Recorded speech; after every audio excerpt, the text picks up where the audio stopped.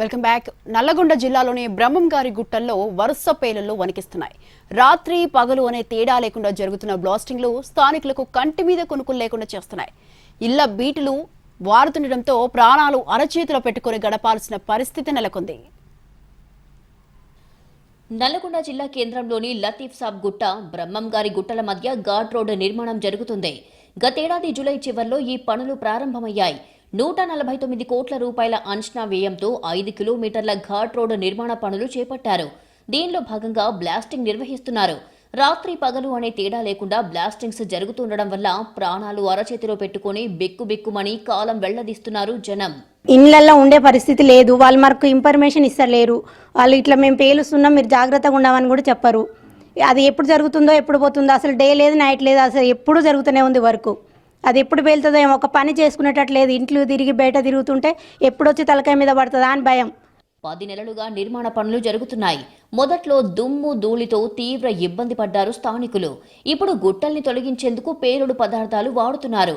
భారీ శబ్దాలతో జరుగుతున్న పేలుడు కారణంగా ప్రాణాలు అరచేతిలో పెట్టుకుని కాలం వెళ్లదీస్తున్నారు స్థానికులు. ముందస్తు హెచ్చరికలు లేకుండా చేస్తున్న బ్లాస్టింగ్స్ స్థానికుల ప్రాణాల మీదికి తెస్తుంది.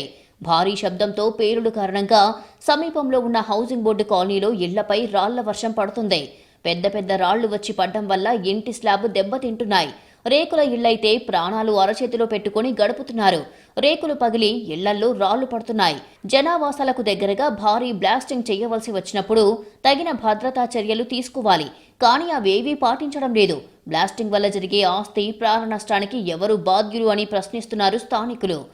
బాంబ్ బ్లాస్టింగ్ వల్ల మాకు మొత్తం ఇల్లు డిస్టర్బ్ అవుతుంది. సౌండ్లు, హార్ట్ పేషెంట్లు ఉన్నారు, చిన్నపిల్లలు ఉన్నారు. నిన్న ఒక పాపకు మొత్తం మీద తల మీదనే పడుతుండే రాళ్ళు. బాంబ్ బ్లాస్టింగ్ వల్ల చాలా ప్రాణ నష్టమే అవుతుండే. అది ప్రాణం పోతే మాత్రం ఎవరు తీసుకురారు. మాకు ఇండ్లు ఇక్కడ ఒక 4-5 ఇండ్లు డ్యామేజ్ అయినాయి సార్. అధికారుల పర్యవేక్షణలోనే నిబంధనల ఉల్లంఘన జరుగుతుందని విమర్శిస్తున్నాయి విపక్షాలు. బ్లాస్టింగ్ వల్ల ఇల్లు దెబ్బతిన్న వాళ్లకు పరిహారం ఇవ్వాలంటున్నాయి ప్రతిపక్ష నేతలు. మొత్తానికి భారీ పేలుళ్లతో భయంగా గడుపుతున్నారు స్థానికులు. బ్లాస్టింగ్లు లేకుండా ఘాట్ రోడ్డు నిర్మాణం పూర్తి చేయాలని కోరుతున్నారు.